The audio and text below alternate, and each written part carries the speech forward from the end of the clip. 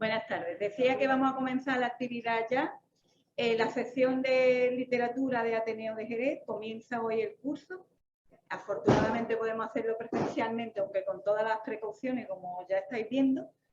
Y se nos ha ocurrido que la mejor forma de comenzar es homenajeando al insigne escritor jerezano José Manuel Caballero Bonal, que además fue, para nosotros sigue siendo, evidentemente, ateneísta de honor. A continuación, un grupo de ateneístas que pertenecen a distintas secciones del Ateneo, vamos a leer varios fragmentos de la narrativa de este autor, de forma que podamos ofrecer un mosaico a todas las personas que nos están siguiendo aquí presencialmente y a través de la plataforma Zoom, podamos ofrecer un mosaico de su maravillosa forma de escritura, su manejo del lenguaje. A continuación, comienza la compañera Teresa Fuentes. Buenas tardes, mi nombre es Teresa Fuentes y voy a leer un fragmento del capítulo 8 de 2 días de septiembre. Lola no abrió los postigos. Se vistió a oscuras, moviéndose por la habitación como si se hubiese aprendido de memoria el sitio exacto de cada cosa. No tardó en abrir la puerta y salir, volviéndola a cerrar detrás suyo. Joaquín se había tapado los ojos con un brazo para evitar la ráfaga de la luz. El patio era rectangular, más largo que ancho, rodeado de una galería volada a media altura con barandal de madera. En el centro, en un hueco circular vaciado entre los ladrillos, crecía una precaria palma amarillenta.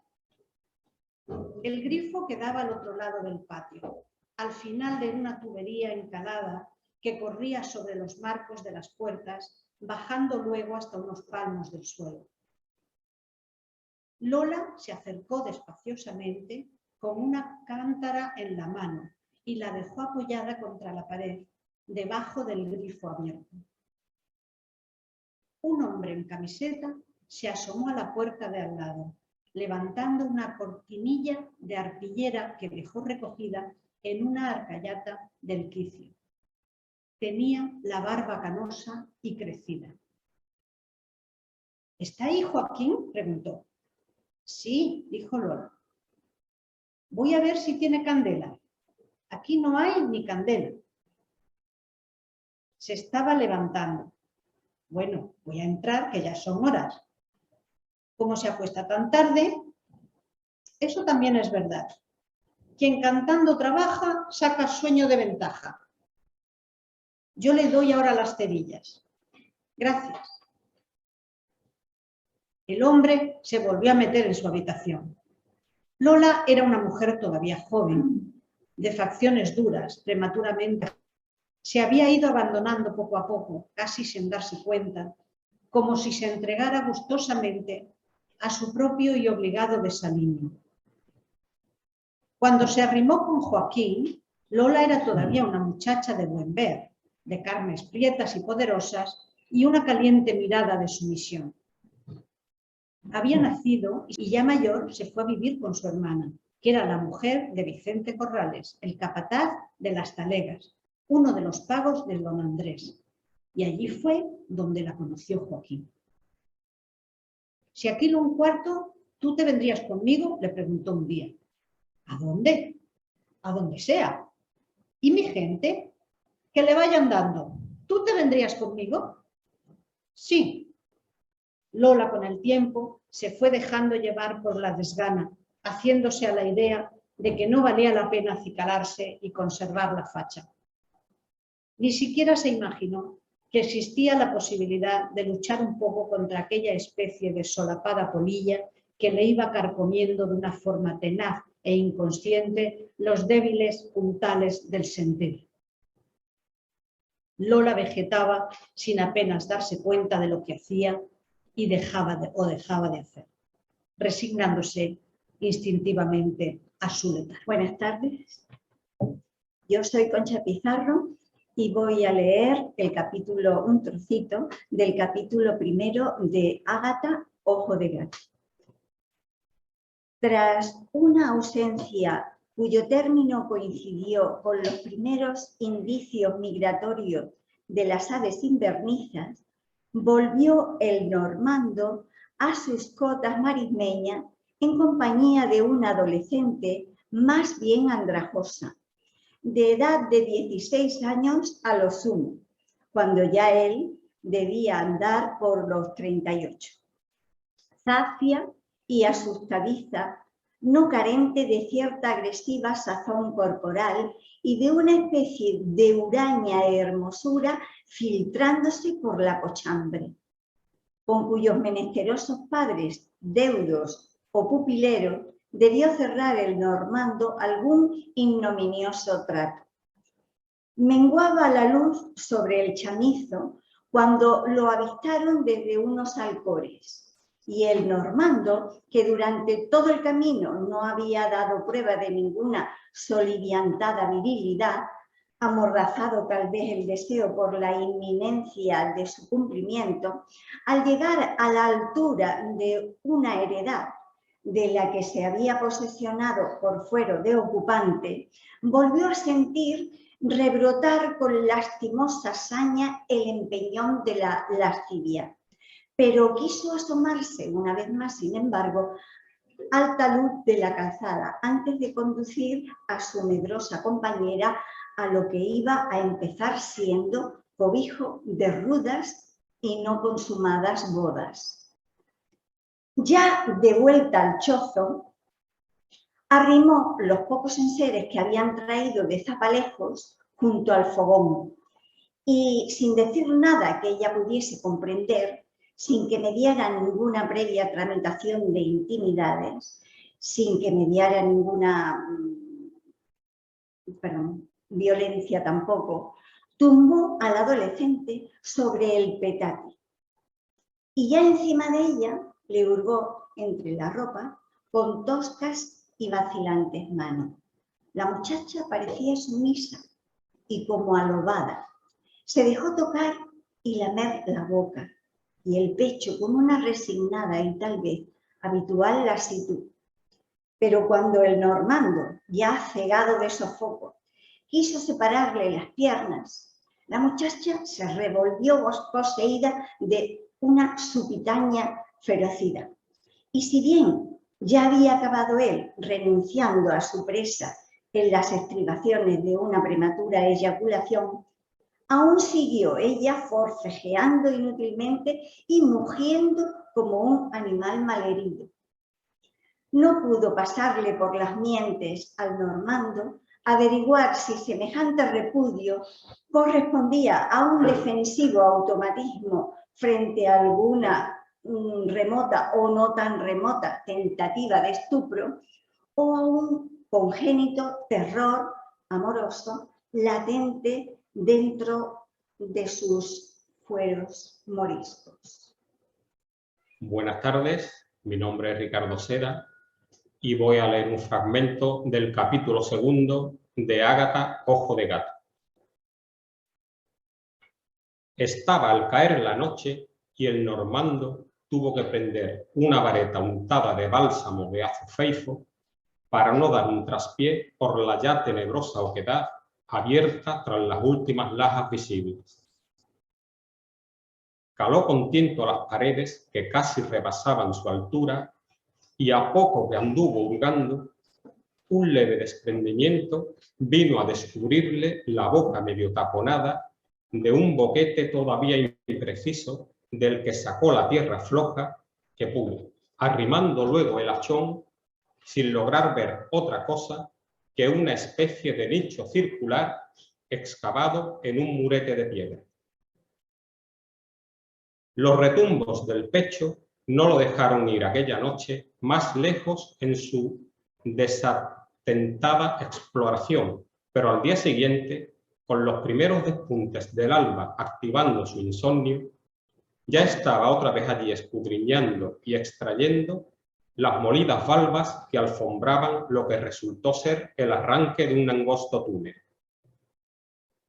Y por allí se arrastró igual que un hurón, hasta que le falló el piso bajo las manos y se puso a escarbar frenéticamente como si tuviera la anticipada evidencia de que iba a encontrar, como en realidad encontró, un asombroso rimero de preseas y utensilios de metales preciosos. No supo entonces el normando, ni nunca llegaría a saberlo a ciencia cierta, lo que había descubierto después de tantas y tan visionarias esclavitudes. Pero un deslumbrante pasmo lo sobrecogió mientras reunía el grueso de las piezas en el declive arenoso. Se quedó luego al borde de la oquedad, genuflexo y estupefacto, medio imaginándose que había sido precisamente eso, no el presagio de la calamita, sino el hipnótico flujo del metal argodinense, quien lo mantuvo maniatado desde que el golpe del azadón contra la primera losa de la calzada lo retrotrajera al centro premonitorio del tesoro, aun sin haber tenido aviso de su existencia, ni a través del legendario conducto de sus belicosos antepasados, ni por medio de escrituras secretas, confidencias oníricas o artes adivinatorias. El normando volvió a enterrar los objetos en lugar distinto al del hallazgo, sin relacionar en absoluto los emporcados destellos del oro con ninguna clase de ahogamiento. Solapó lo mejor que pudo el nuevo escondrijo y se volvió para el chozo con la congoja del sentenciado a una vigilia perpetua. Y allí se encerró como huyendo de sus propias ofuscaciones o como si ya lo persiguieran, que todavía no, los abominables endriagos que contagiaban la Besania a cuantos interferían sus designios. A nadie informó, no obstante, de su descubrimiento, ni siquiera a la desvalida preñada, lo cual lo vio desde aquel punto y hora languidecer y permanecer días enteros en una vegetativa inmovilidad, solo interrumpida por alguna súbita escapada a los rezumateros de la breña, mientras el vientre de ella se abultaba ante la manifiesta ignorancia de él, y por toda aquella tórrida paramera se iban acumulando anticipadamente los periódicos arrasamientos de la sequía.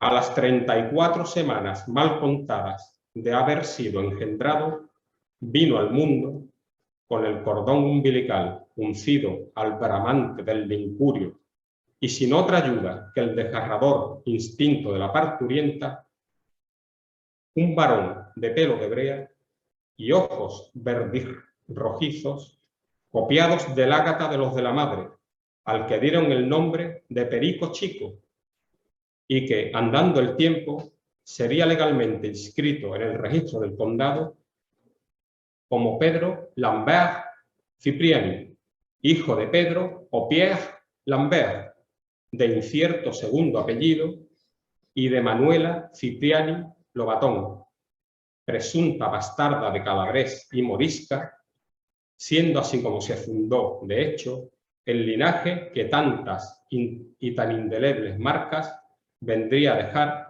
en aquellas inhóspitas demarcaciones marismeñas. Buenas tardes, mi nombre es Josefa Parra, soy, como sabéis, la directora de la Fundación Caballero Bonal, y me temo que hemos coincidido en una parte de la lección, Ricardo y yo, así que se me va a quedar un poquito corta, ¿vale? Yo sigo por el capítulo 3, es un trocito corto que completa un poco el tema del hijo de Manuela Cipriani. Durante los primeros meses, todo parecía presagiar que el niño iba a malograrse.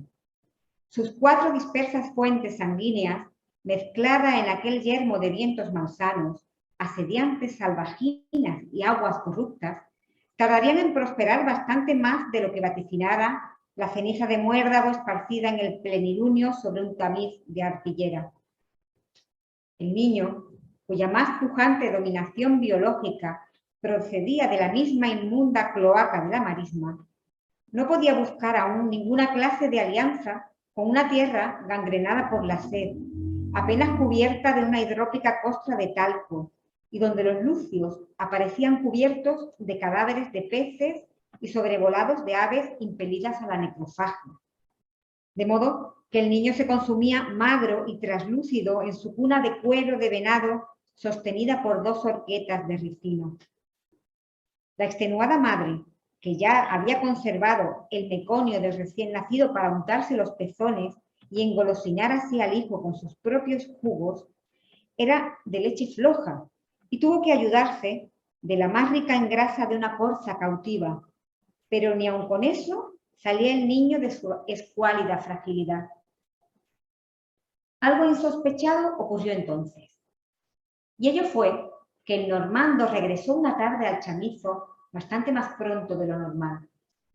Traía un manojo de hierbas a las que dio de inmediato un hervor y cuyo caldo hizo tragar al niño en un cuenco donde había macerado previamente agallas de congrio. Como no podía por menos de acontecer, aquel brebaje, única testificación de que el normando no había olvidado del todo la asistencia del hijo, comunicó su salutífera sustancia al infante y éste se recuperó a partir del 7º mes con una vitalidad escandalosa y agotadora, cuando ya unas cenicientas lloviznas habían mitigado en parte la sequedad de la tierra. Sus nocturnos gritos, copiados del ulular de las jaurías, catapultaban por los esteros el clamor de un lenguaje no del todo distinto en sus 2 trayectorias, humana y animal. Buenas tardes. Yo me llamo María Gutiérrez y voy a cambiar a otra obra. Voy a leer un fragmento de Toda la noche oyeron pasar pájaros, exactamente del capítulo 2. Se lo había contado tantas veces a su hijo que éste ya no iba a olvidarse nunca. Incluso recordaría al cabo de los años lo que el viejo Leiston no tenía por qué saber, o solo sabía a medias, a propósito de aquellas incertidumbres y afanes que precedieron al definitivo traslado de la familia al puerto.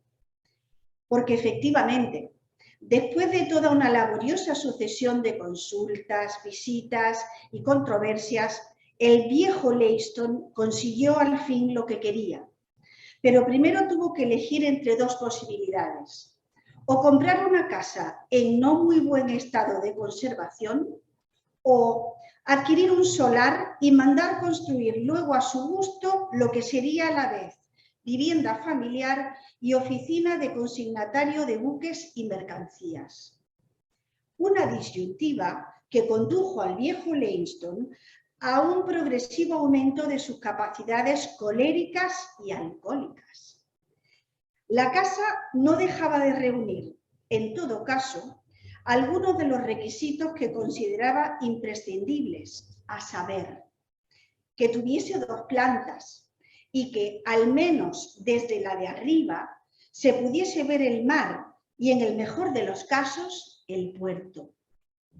El mar se veía ciertamente por encima de los tejados aledaños, pero del puerto solo se alcanzaba a distinguir el muelle de poniente y parte de los tinglados de la zona franca, lo que tampoco era mucho.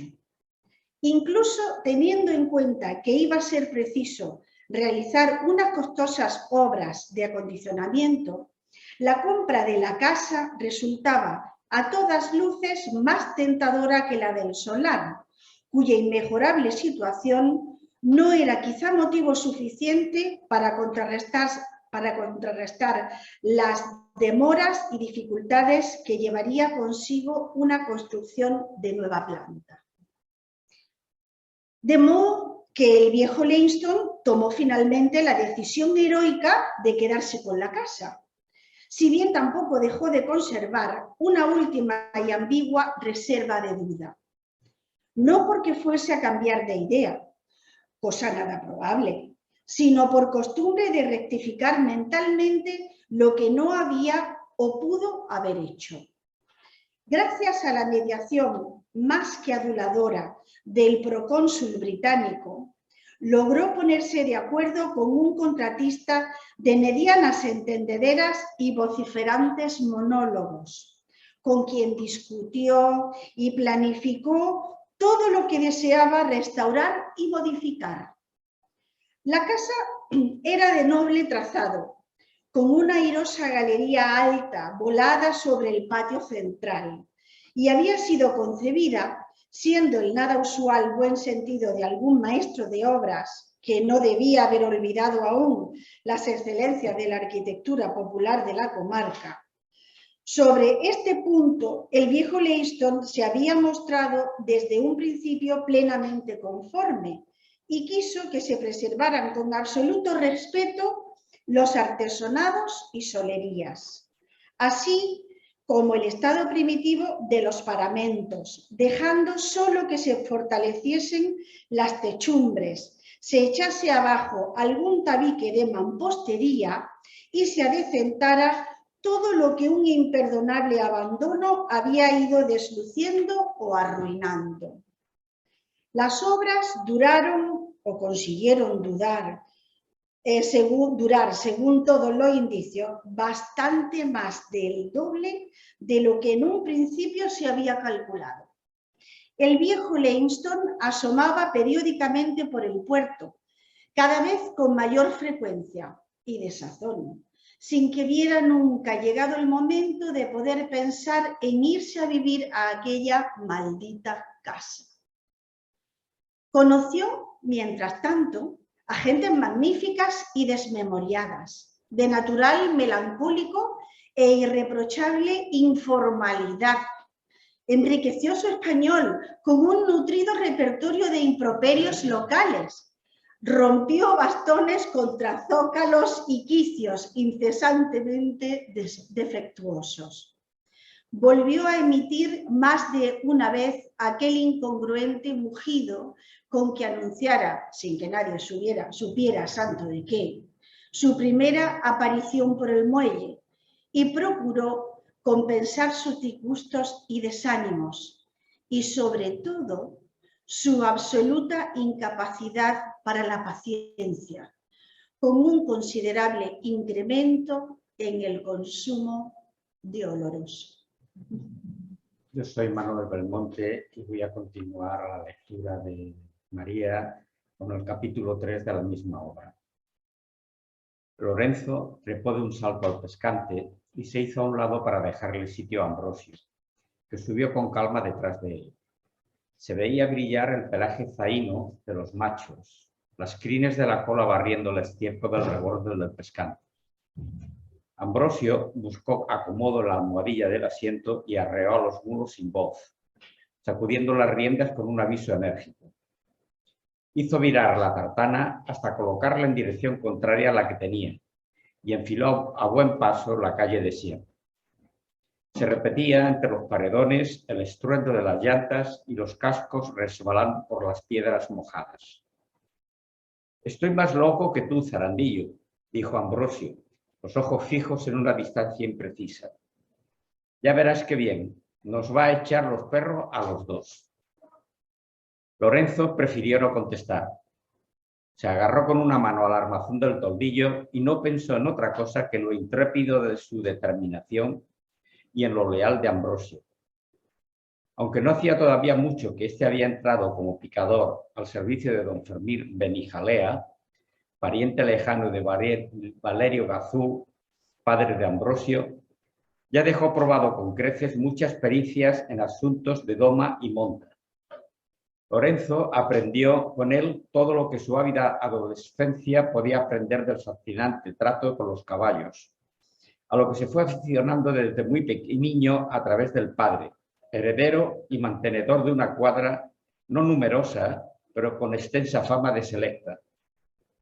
Ambrosio, que debía andar entonces por los 22 años, o menos quizás, había compartido gustoso con el hijo del amo muchos de sus desvelos en el oficio de desbarbar potros y adiestrarlos en las bañas de la equitación. Y de ahí fue surgiendo gradualmente una mutua disposición afectiva que, más de una vez, no se refirió solo a la mera eventualidad de los encuentros en la cuadra. Ya habían dejado atrás las últimas casuchas del arrabal y Ambrosio desvió la tartana por una angosta hijuela de terrizo, a cuyos lados se abrían de tarde en tarde las tranqueras de las cortijadas. Los mulos iniciaron un trote corto, que Ambrosio frenó temiendo atascarse en los hoyos solapados por el agua. Venía de la parte del mar un tupido aroma a salitre y a majada húmeda. La hacienda quedaba a una legua larga de la ciudad, como a medio camino entre esta y el puerto. Oscilaban los halos de los faroles de la tartana en medio de la negrura, un resplandor difuso columpiándose a ambos lados del camino y dándole al campo una esvanecente apariencia de fanal iluminado por dentro. Lorenzo puso un pie sobre el asiento y se abrazó a su pierna doblada, el mentón apoyado en la rodilla, intentando contener un temblor producido quizá juntamente por el fresco de la noche y la emoción del viaje. Sentía una vez más ese estremecimiento voluble que lo transportaba al entrevisto paradero de aquel potro cerril, cuya pureza de sangre estaba documentada desde hacía 9 generaciones. No lo habían podido separar de la madre, que lo coceó inadvertidamente a poco de nacer, hasta después de cumplir los 10 meses y tampoco hubo forma de que aceptara el hierro del primer bocado. De modo que decidieron dejarlo crecer un poco a su aire a ver por dónde salía, si es que no se desgraciaba de una vez contra los muretes del establo o las vallas del potrero en uno de sus arranques de furia.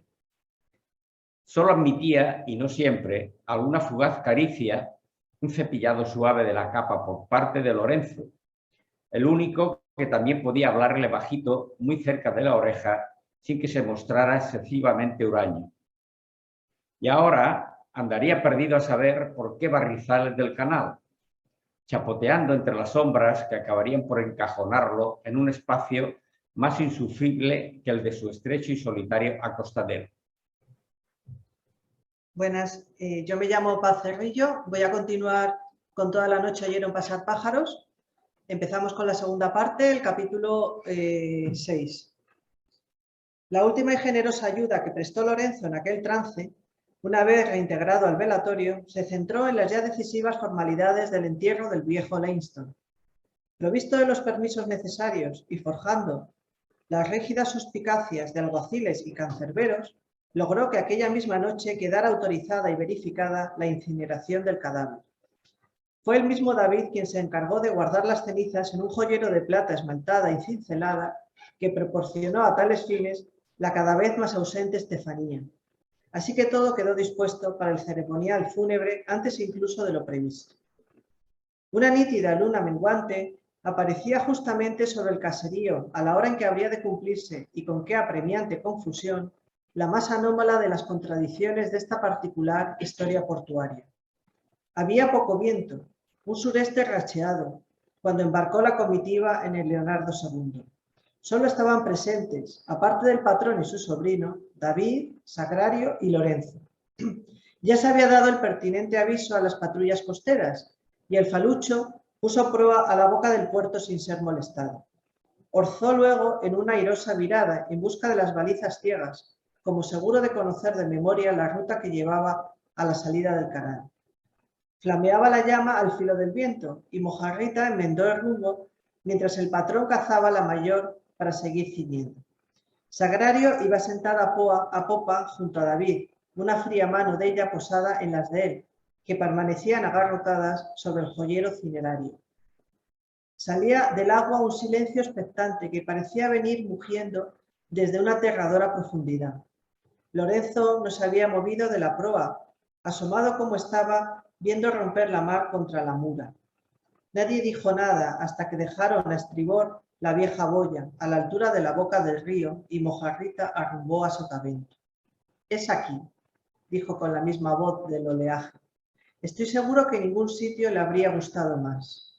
Oteó la tierra sin luces. «La galera que él quería ver la tenemos a pique».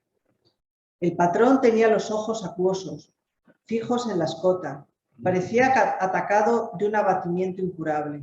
Acortó la vela y el falucho fue deteniendo su arrancada hasta quedar aproado al viento. Se reunieron todos a popa y David apretó contra su vientre el joyero que hacía las veces de urna. Pasó un pájaro muy bajo y enseguida otro, rozando casi el corto palo de mesana, que iba seco. Mojarrita se había quedado repentinamente absorto, la caña del timón apoyada en la cadera, intentando tal vez adivinar si una sombra que removía la luna por detrás de la boya era el bote de jaque mate, que venía a despedir al ahogado.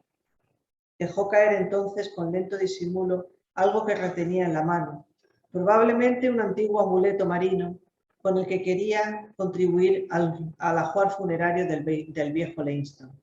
Se apoyó David en la borda con un gesto conmovido y solemne, la actitud de no ser capaz de hacer lo que debía.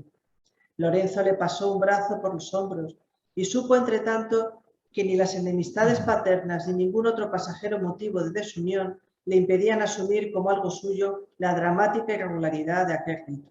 Solo se oían los hondos, musgosos lametones de la marea en los costados del falucho, la lenta quejumbre de la jarcia. El patrón observaba el extremo del mástil como si lo atormentase la sombría extrañeza de no haber encendido el fuego de San Telmo. David abrió finalmente la urna y fue esparciendo las cenizas sobre el agua negra. Se quedó luego un momento como extasiado y arrojó también el joyero que brilló bajo la luna igual que un pez. Sagrario buscó con su cabeza el hombro de David y empezó a sollozar con un dulce sigilo medroso, hasta que la mar lo devuelva el día de la resurrección, musitó sin mirar a nadie el patrón del Leonardo II. Hola, me llamo Isabel Rosado. Voy a leer un fragmento del capítulo 3 del libro de En la casa del Padre. Hemos cambiado de libro.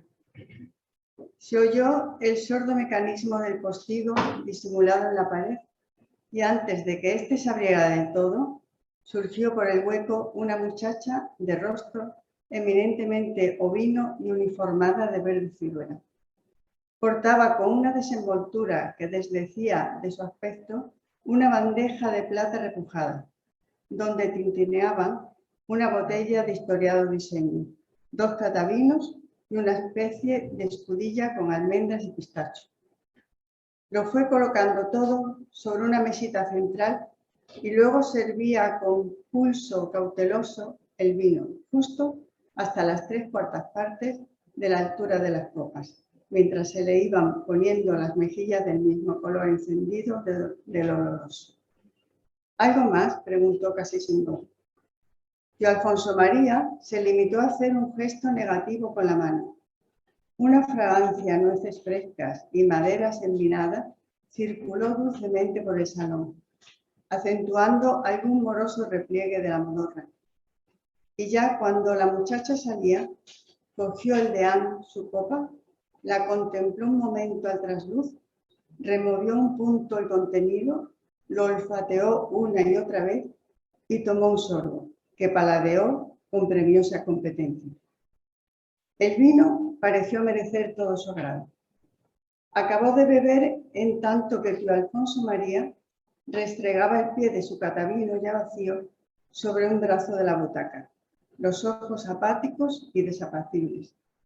La fase depresiva del dipsómano, debió pensar el reverendo antes de discurrir en voz alta. Una persona tan sospechosa tiene que ser inocente. Perdón, dijo tío Alfonso María, regresando del sitio al que lo había llevado la desgana. Que alguien tan sospechoso tiene que ser inocente, palabra de Job, tercera plegaria. Supongo que estará de acuerdo. Esa guerra también la ganamos. Yo creo que si don Ismael pudiera hablar como dicen, no iba a estarse todo el santo día fingiendo. ¿En qué cabeza cabe? Tío Alfonso María contestó con un sonido intraducible, al tiempo que se pellizcaba una aleta de la nariz. Volvió a llenar las copas, aprovechando quizás ese respiro para recuperarse de otro ramalazo del pecho o de algún ingrato desajuste de la memoria. El deán adelantó una mano como queriendo evitar que le sirvieran lo que ya estaba servido. Buenas tardes. Yo soy Ana Lomas y voy a leer un fragmento del capítulo 6, la primera parte del libro En la casa del Padre.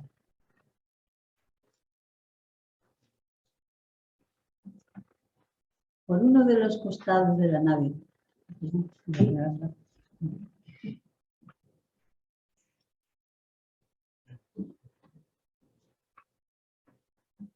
Por uno de los costados de la nave se pasaba una sala de degustación que el primer Romero Bárcena, a instancias de su mujer, había hecho acondicionar como si se tratase de una tienda de artículos de equitación.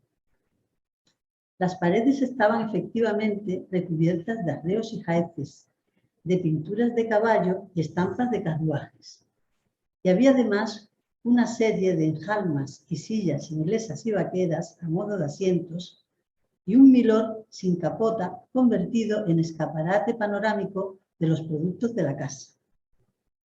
Era de allí, sin duda, de donde procedía el ruido, de manera que los dos hermanos se acercaron sigilosamente a la puerta, dispuestos a enterarse de lo que pasaba. No parecía lógico suponer que un capataz o un vigilante anduviese a tales horas en esa sala, y menos aún que algún comensal ebrio hubiese decidido rematar el festín en privado. Carola se apretaba a Alfonso María con un deje incauto y zalamero, como si también tratase de darle a entender, así que la rata podía estar preparándose para atacar por alguno de los rincones. Y en eso sonó una campana a la vez imperceptible y estentoria, una lezna taladrando el material venerable del crepúsculo, expandiéndose en ondas concéntricas por todos los recodos de la nave. Ya junto a la puerta, el rumor se hizo más completo, aunque también más intermitente. Carola se quedó un poco atrás. Notaba el aguijón indoloro del vino en las sienes, y esa sensación parecía acentuarse con la presencia borrosa del hermano. Pensó que tenía la cara demasiado blanca para que no le viese un enemigo. Y Alfonso María, entre tanto, arrimó el oído con suma precaución a uno de los flecos de la luz que evacuaban las holguras de la puerta. Escuchó un murmullo nasal, un jadeo más bien, irreconocible al principio, pero asociado enseguida a alguien que respiraba como un enfermo y emitía de pronto una especie de exclamación de súplica. Y ya cuando se apartaba, Alfonso María, sin saber a qué atenerse, creyó reconocer la voz del padre, quien mascullaba algo ininteligible, como un gañido perruno, algo que le recordó inopinadamente su forma nocturna de gruñido.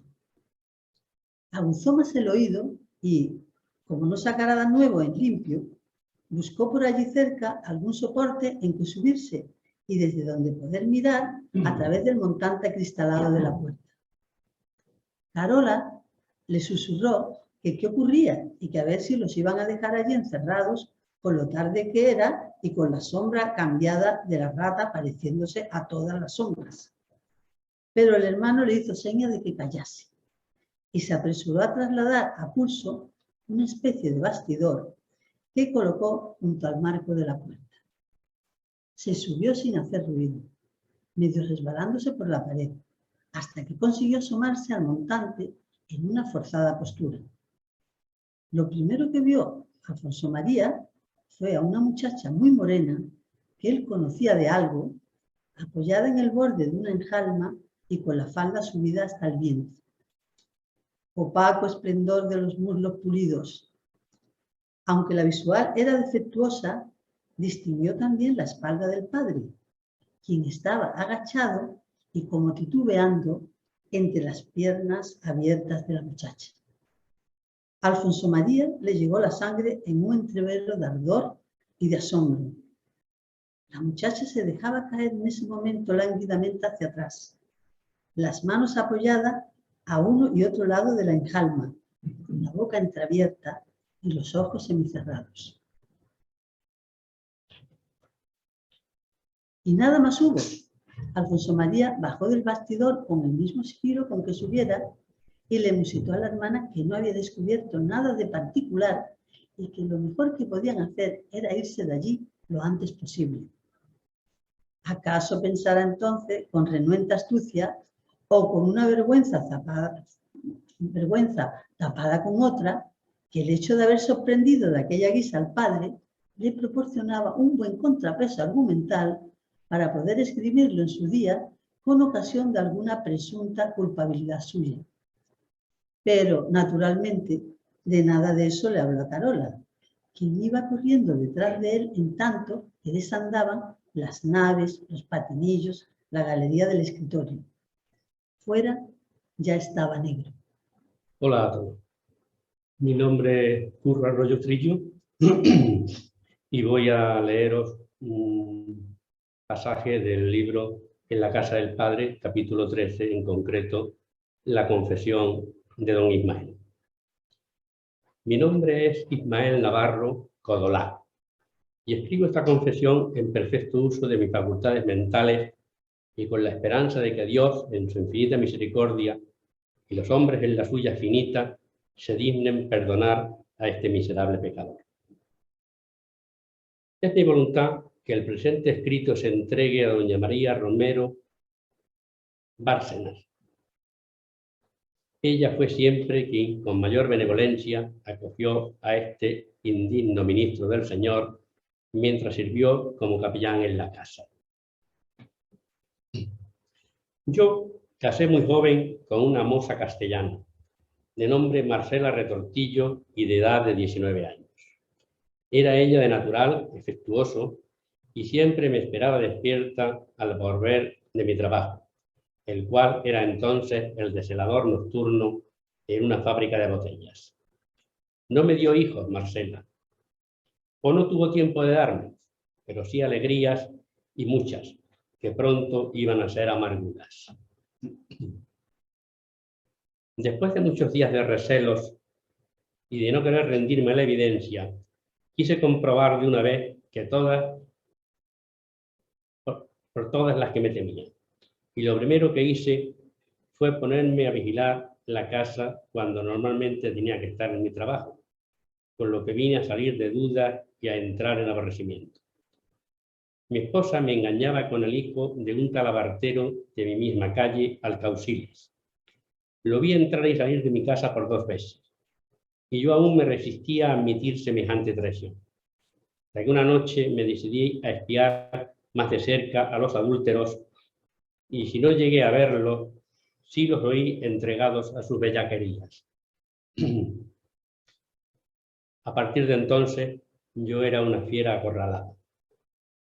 Llegué madrugada al hogar mancillado, me oculté en un recodo de la escalera, desde donde se oía bastante bien todo lo que ocurría en mi casa, y esperé con el corazón hecho un tambor. De pronto oí voces subidas de tono, y como una algazara de carreras y empujones. Por lo que pude colegir, el hijo del talabartero estaba más que rabioso por algo, y gritaba y parecía zarandear a mi esposa. Y eso no lo pude soportar. Que Dios me perdone 1 y 1000 veces. O sea que ya iba a intervenir en plan de ceguera total cuando escuché un alarido y un fuerte golpe. Me quedé paralizado y enseguida vi salir corriendo al hijo del talabartero. Entré como una exhalación y me encontré a mi esposa tendida a un lado de la cama, con un borbotón de sangre en mitad de la cabeza. Solo oí el ruido que hacía la sangre saliendo de la cabeza.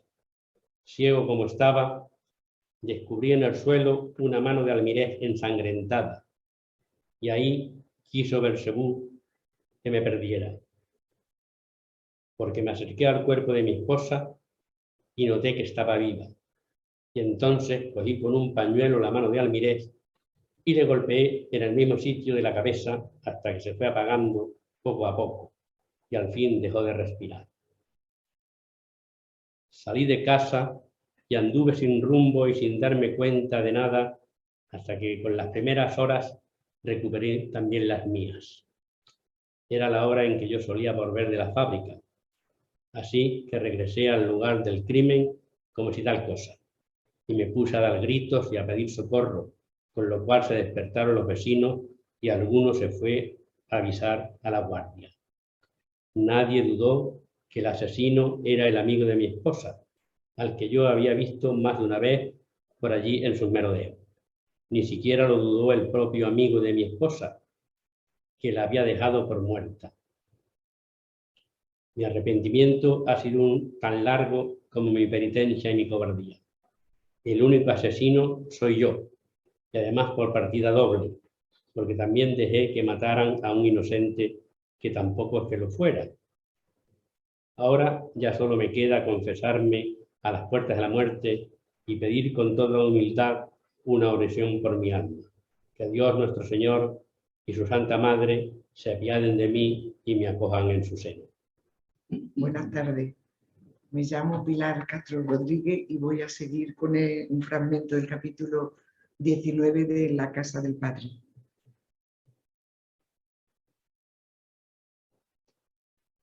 La muerte de abuela, la constancia repentina de que ya nunca volvería a verla, me produjo como una frustración atosigante, un perplejo sentimiento de injusticia. Y por eso tal vez me irritaba que primo Aurelio no compartiera conmigo, como lo hizo hasta cierto punto Marianita, ese inmediato desaliento. Fue por entonces cuando el cochero Epifanio, por propia iniciativa y con ánimo quizá de distraernos del luto, nos llevó a ver el león que le regalara a tío Alfonso María al llamado Agustín Gallareta. La taberna donde lo tenía instalado estaba en el arrabal, por la hijuela que llevaba al puerto vecino, y allí nos encaminamos en uno de los faetones. Esta vez también vino con nosotros Marianita, y nos quedamos los dos solos en el asiento del frente, pues primo Aurelio prefirió subirse al pescante con Epifanio. A los caballos le habían colgado unas moñas negras de la frontalera y babeaban por el freno más de lo corriente, como si identificaran esas moñas con la ausencia de la dueña. Era un día de levante emborronado de polvo y a Marianita le brillaba el pelo con el sol y se le revolvía a cada embestida rastrera del viento. Yo fingía perder el equilibrio con el balanceo del coche y en una de esas le cogí la mano y ella me la apretaba como si quisiera traspasarme la misma emoción carnal que sentí cuando jugábamos a disfrazarnos en la cochera. En la taberna no había mucha gente. Era un bodegón de alta techumbre a dos aguas y piso de albero apisonado. Por las paredes había fotos de animales salvajes, enmarcadas con cinta adhesiva, pero el animal salvaje que más llamaba la atención era el que yacía supuestamente vivo en una rinconada. Ninguno de los tres nos acercamos demasiado. El león tenía peor aspecto que la primera vez que lo vi. O se le había caído parte de la melena o la tenía tan puerca y apelmazada que parecía más calvo. También parecía más viejo. No es buena hora, dijo Agustín Gallareta saliendo a toda prisa de detrás del mostrador. Se pasa las tardes mayormente dormido. Una vez hecha esta salvedad, Agustín Gallareta saludó con reiterados golpes en la espalda a Epifanio y nos dedicó una sonrisa crispada que a lo mejor quería ser una deferencia. ¿Y esa familia?, preguntó Epifanio. Por una ventanilla abierta en la pared, al otro lado del mostrador, asomaba la cabeza de un muchacho, tan quieto e inexpresivo que daba la impresión de llevar mucho tiempo atascada en el angosto de aquella abertura. Ya te contaré, dijo Agustín Gallareta, y señaló con el pulgar hacia la ventanilla, como si pretendiera localizar en aquella cabeza una inconfesable historia familiar. Ponme ahí algo bueno, dijo Epifanio, de la bota de los curas. Luego me cuentas. ¿Y a los señoritos qué les sirvo?, preguntó Agustín Gallareta. Invita a la casa, apuntó al león, a ver si ese se despierta entre tanto. El cochero Epifanio dudó antes de acceder a que primo Aurelio y yo tomásemos una copa de moscatel y Marianita una limonada, y allí se quedaron hablando mientras nosotros nos aventurábamos a ver al león más de cerca. Hola, buenas tardes. Soy Pilar Burgos y voy a leer un trocito del capítulo 4 de Campo de Agramante. No recuerdo si lo he contado ya anteriormente, pero el caso es que a la vez que trataba de esmerarme en la redacción de estas páginas, me fui también habituando a seleccionar con mayor aplicación mis lecturas, dejándome guiar al principio por Don Serafín, después por Marcela y finalmente por Don Maxi, que así se llamaba el librero.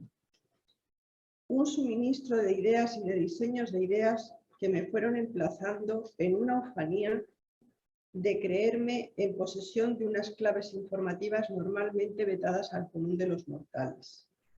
Este don Maxi era un viejo republicano muy versado en letras y minerales, que había estado preso 8 años y había vuelto a Sanlúcar con el estigma del vencido incrustado en lo más vulnerable de su vida. No es que descreyese de todo lo que había defendido en tiempos heroicos, sino que parecía resarcirse de la ya imposible ejecución de sus ideas, imputándole al mundo entero la culpa de tantas desastrosas claudicaciones. Yo empecé a tratar a don Maxi y a compartir sus saberes por mediación de Apolonio, el Calafato, que lo conocí y respetaba de tiempo atrás y que me contó más de una vez sus hazañas al hilo de las agitaciones sindicales marismeñas. Ahora ya estaba como voluntariamente recluido en las trastiendas de la decepción, las desdichas aceptadas y los anhelos incumplidos. Podía ser muy desdeñoso y escéptico, pero también muy efusivo y generoso.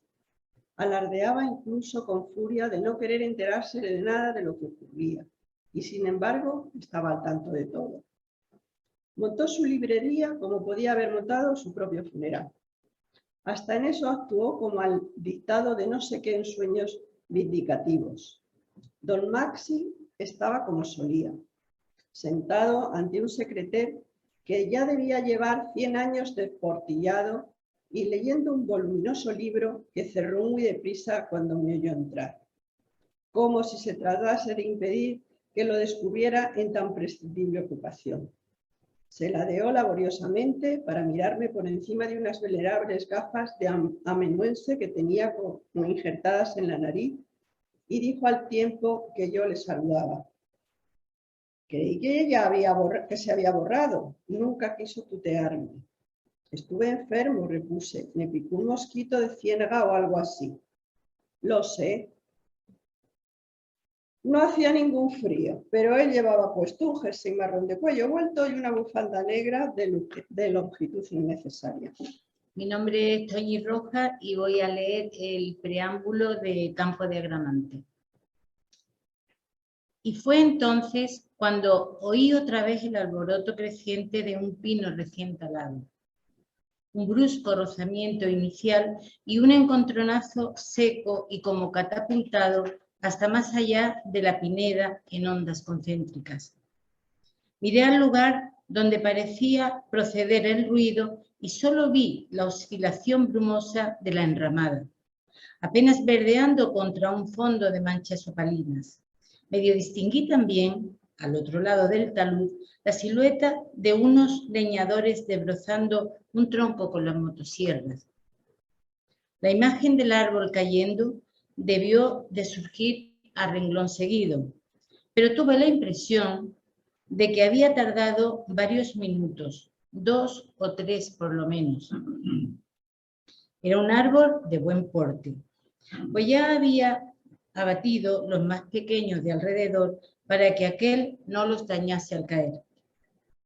Tío Leonardo se volvió entonces y observó sin curiosidad el derrumbe del pino sobre el calvero. Primero un choque sordo y luego una maraña de vástagos y agujas saltando por el aire. Parecía una secuencia cinematográfica en la que se hubiesen suprimido los efectos sonoros. Si la primera vez me había alertado moderadamente, ahora me burbujeó por el vientre arriba un malestar insidioso. Volver a oír el desplome de ese árbol con tan indebida anticipación acabó activándome una especie de inquietud con algo de aterradora, pero tampoco fue una sensación demasiado duradera. Recordó entonces inopinadamente que una vez, hacía meses, oí un gran estropicio de cristales rotos en la alcoba de mi madre. Corrí a ver qué había pasado y, no más entrar, en ese cambio justo se desprendió el espejo del peinador y se hizo añicos sigilosamente contra las baldosas. Apenas reflexioné entonces nada de eso. Quizá porque supuse que me había equivocado de ruido o porque no se me ocurrió darle ninguna importancia a un hecho que no encajaba con ninguna razonable deducción. Lo que no entendía es por qué me acordé de pronto de ese percance, ya que lo tenía más que olvidado, precisamente cuando estaba viviendo una experiencia que de algún modo podía relacionarse con aquella. Sentí el refrendo de una desazón medrosa, a la vez que un zumbido irregular, como de motor recalentado. Me circulaba la sien derecha y el oído izquierdo, algo parecido a una oruga provista de punzantes vibraciones que se iba convirtiendo en una lezna dolorosa mientras se abría camino hacia ninguna parte. Aspiré ansiosamente la fragancia a resina y a humedad en busca de alivio. Y de repente todo fue un trueno por dentro de mi cabeza. Lo último que me pareció sentir fue la trepidación frenética de la sierra a punto de tajar un tronco. Y ya entré en una bruma salpicada de destellos intermitentes y tinieblas giratorias. Supongo que ocurrió algo más, pero no me acuerdo. Cuando recobré el sentido, entreví a mi madre sentada en la cabecera de la cama, su mano tibia en mi frente, una mirada acongojante y un desplazamiento de sombras en la pared. Reconocí primero el reloj de loza y luego la gallareta disecada y más luego el paisaje debajo de guía clavado en la puerta del armario. Hola, buenas tardes, soy Paco Núñez y voy a leer un trocito del capítulo 2 del libro de Caballero Moral, Campo de Agramante. El trastero ocupaba 2 habitaciones del segundo piso, comunicadas por una puerta de la que solo quedaba el marco. Mi padre había tenido instalado allí un simulacro de laboratorio de física que poco a poco, tras su muerte, se fue desmantelando hasta que todo aquello quedó finalmente convertido en una leonera.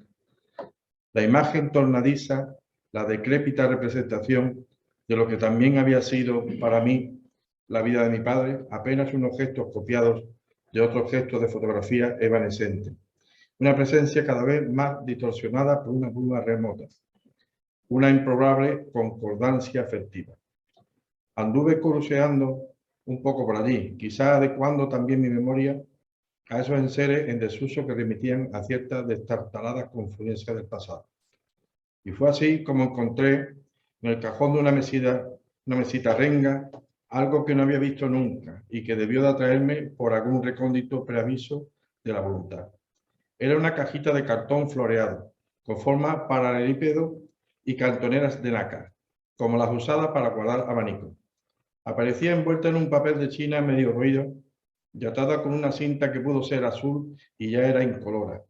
El contenido de esta cajita se reducía a 5 cartas enrolladas, 4 manuscritas y una a máquina. Las cartas estaban dirigidas por mi padre a mi madre, y aunque fichadas entre octubre y noviembre, no se especificaba ni el año ni el lugar desde donde habían sido remitidas. Mi padre hablaba de ellas de cosas divagatorias y desilvanadas, y solo una vez hacía mención a la ventaja que dentro del negocio maderero le estaban proporcionando ese viaje. La verdad es que empecé a leerla estimulando en parte una especie de indiscreto anhelo filial, como si hubiese sentido de pronto el deseo inapasable de saber algo más sobre aquel hombre de que tampoco sabía. Me senté en el brazo de un sofá desfondado para seguir leyendo. El estilo epistolar de mi padre era bastante primoroso, aunque no así el flujo narrativo. Perdía el hilo con regular frecuencia y podía mezclar, por ejemplo, la descripción minuciosa de un paisaje con alguna casi ininteligible reflexión sobre su salud, referida sobre todo a un estado depresivo que se acentuaba invariablemente por las noches. Ninguna de las cartas ocupaba menos de 3 hojas de papel comercial, obcecadamente invadida de una letra apretada y menuda, un poco emborronada a trechos por humedades indefinibles. A medida que avanzaba en la lectura, descubrí 4 frases para mí sobrecogedoras. No las copié, pero las recuerdo textualmente. Eran estas: ayer te oí cantar en el patinillo. Supongo que ya ha debido caer el rayo por las piletas. Dile a Leonardo que los tablones de nogal se van a ir al suelo. ¿Y por qué lloraba tanto el niño la otra noche? Ignoro si un exceso de susceptibilidad o un contagio instintivo ni mi propia ofuscación me hicieron enfrentarme a tales presiones como un veredicto inquietante. Hola, soy Miguel Díaz y voy a leer el capítulo 2 del Campo de Agramante. El convento quedaba por detrás de la puerta de Jerez. Era un viejo caserón de piedra encalada y zócalo ahumado, con cierto aspecto cuartelero. Una alta verja de fundición provista de barrotes a manera de lanzas daba paso al jardincillo que se extendía ante su fachada principal. El pórtico era muy austero, pero aparecía rematado de una hornacina ojival ricamente labrada y toda invadida de líquenes. A un lado de este pórtico, una tosca flecha clavada en el muro señalaba hacia un postigo de la izquierda, con la indicación de que era allí donde había que llamar, cosa que hice sin poder sobreponerme del todo a una confusa sensación punitiva. No había timbre ni aldaba, sino una cadenita herrumbrosa, sin ningún audible síntoma de estar conectada a una campanilla. Por 3 veces llamé y parecía en vano. Cuando al fin me abrieron y pregunté por la sobrina de Jeremías, en religión, Sor Inocencia del Perpetuo Socorro, la que parecía ser la portera me miró de arriba abajo y murmuró entre dientes que no creía que pudiese recibir visitas en ese momento, por no decir en ninguno, pero que de todos modos iba a enterarse. No me hizo pasar, sino que cerró sañudamente el postigo y me dejó allí fuera sin mayores miramientos. Un olor acerbo, de montas de naranja y aguas marchitas, parecía salir de alguna rendija del edificio. La luz reverberaba en los paredones y avivaba la tonalidad melancólica del jardín, limitado por aquella parte a unos arriates tupidos de hojarasca y a unos nísperos polvorientos, distribuidos sin ningún orden por el parterre. Cuando ya empezaba a suponer que definitivamente no recibía visitas, volvió a abrirse el postigo. «Pase», dijo la portera, y pasé a un zaguán gélido y sin rastro de muebles, una estancia de planta hexagonal, techada de un primoroso alfarje mudéjar. De allí arrancaban una galería abovedada, de cuyo fondo se diluía una penumbra celeste. Los ladrillos de la solería estaban medio desencajados y, a medida que se pisaban, iban emitiendo un eco antiguo y taciturno. A un lado se abrían unos tragaluces y al otro unas puertas como recién untadas de trementina. Entre 2 de esos tragaluces aparecía colgado un crucifijo descomunal, un crucifijo de truculento realismo que parecía observar desde una posición angustiosamente avisora las bajezas del mundo. La portera me hizo entrar en una salita al tiempo que musitaba que esperase un momento. Esa salita disponía de 3 sillones frailunos, 2 maceteros con sendos tiestos sin plantas y una especie de mesa de cocina pegada a la pared, bajo un ventanuco con aspecto de tronero. Del techo pendía una lámpara bronceada en forma de coronas de espinas. A la derecha había otra puerta de cuarterones, muy negra y ajada. Ya iba a acercarme para observarla, más por lo menudo, cuando se abrió con un gemido animal y apareció por allí la que debía ser, a juzgar por el tamaño, Sor Inocencia del Perpetuo Socorro. Creo recordar que me quedé de lo más desconcertado, pues aunque sabía que la sobrina del encargado del aserradero era enana, nunca me imaginé que lo fuese de una manera tan llamativa. También es verdad que una enana vestida de monja parece mucho más enana que si estuviese vestida como el común de las mujeres. Buenas tardes, mi nombre es Margarita Martín y voy a leer de Campo de Agramante, capítulo 6. Los desarreglos del sueño y los insomnios extenuantes sí me incomodan con bastante asiduidad, aunque tampoco han llegado a la condición de incurables. Suelo remediarlos con terapias muy benévolas, paseos por el coto o por la playa, dosis más bien copiosas de manzanilla o de oloroso, repasos de informes navales relacionados con el taller de Apolonio. A veces he llegado a la convicción de que todos esos desvelos agotadores y todas esas palabras escritas en el sueño, nada alarmantes, insisto, se han generado a partir de mis hábitos de lector, o para ser más precisos, de mis crecientes aficiones literarias. El hecho de haber emprendido no hace mucho la martirizante tarea de revisar afanosamente todo lo que he venido escribiendo, así parece corroborarlo.